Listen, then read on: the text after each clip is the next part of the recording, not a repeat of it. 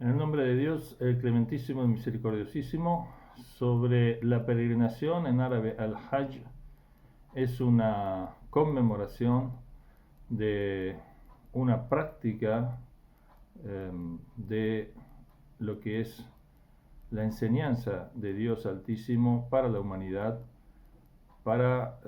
conocer su origen, su objetivo, para conocerse a sí mismo, para aprender a vivir en sociedad, para vivir de acuerdo a quien nos creó, quiere que vivamos. El Hajj, la peregrinación a la Meca, en el centro de la península arábiga, en la Arabia, es un lugar tradicional y es un lugar clave en la historia sagrada porque, de acuerdo a la tradición profética abrámica y del profeta Muhammad, la bendición y la paz sean con él y su familia, la Meca es donde está la Kaaba, el cubo, en español Kaaba quiere decir cubo, que es ese cubo de piedra que todos ven, revestido de un manto negro, al cual dirigen los musulmanes sus oraciones. Es conocida como la casa de Dios, Beitullah en árabe, la casa de Dios. Y es conocida de esta manera porque Dios ordenó a Adán y a Eva construir el primer refugio, digamos así, el primer templo, como refugio ante el calor, ante el frío o ante la lluvia, ante el rigor del sol en el desierto, para tener un lugar de concentración, de adoración a Dios, de agradecimiento a Dios por todas las mercedes del ser, de la existencia, de la vida. Y este templo fue reconstruido por Abraham, que volvió a levantar sus bases, se dice después del diluvio. Dios le ordena a Abraham ir al sur, en la Biblia dice hacia el sur, donde brotó la fuente de agua, se refiere al milagro de Ismael, el hijo de Abraham, que con su esposa Agar, o Hajar en árabe,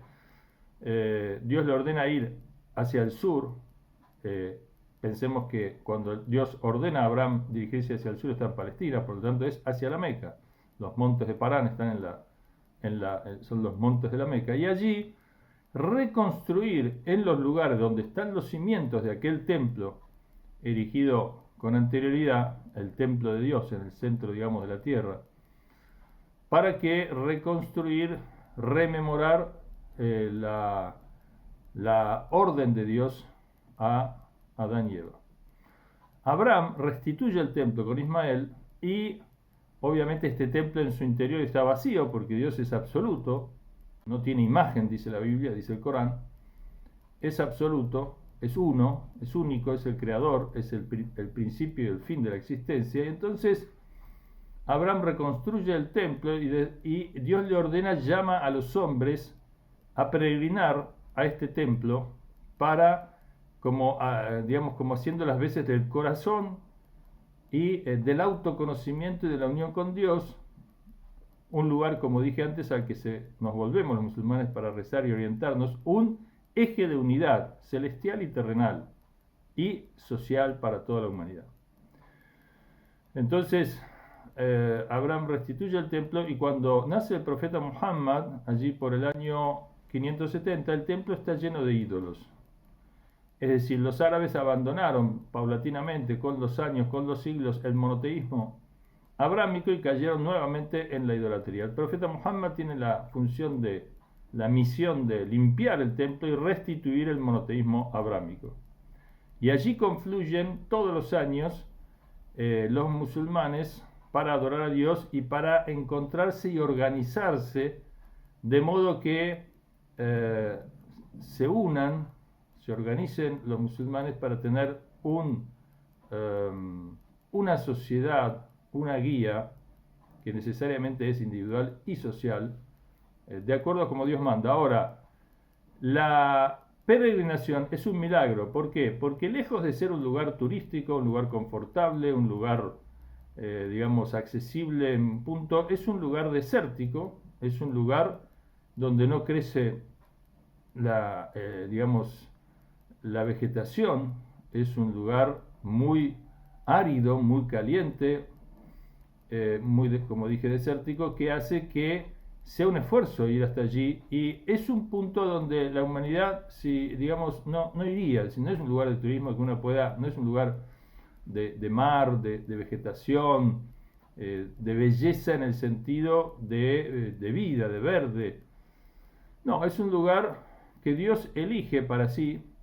como sabiendo que los hombres, digamos, es como Dios, siendo el dueño de todo, se elige para sí un lugar humilde, porque si eligiera un lugar quizás muy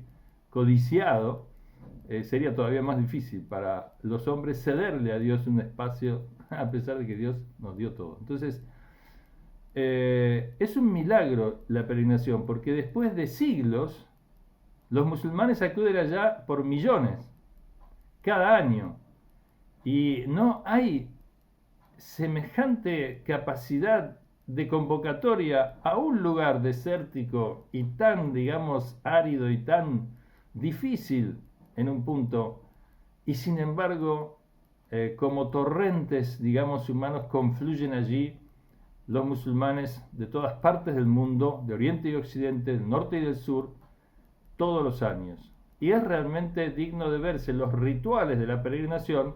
son una puesta en práctica de las enseñanzas islámicas, una suerte de curso intensivo de los principios y las reglas y las normas y las enseñanzas islámicas, una suerte de prueba de laboratorio, una suerte de, digamos, de maniobra que hacen millones de seres humanos en torno a un eje común. Vamos a seguir hablando porque hay muchos aspectos, los aspectos morales, espirituales, los aspectos políticos, y el mensaje de esta peregrinación para la humanidad hoy, en el siglo XXI, en el 2021, ¿qué mensaje tiene hoy este lugar para la humanidad? No solamente para los musulmanes.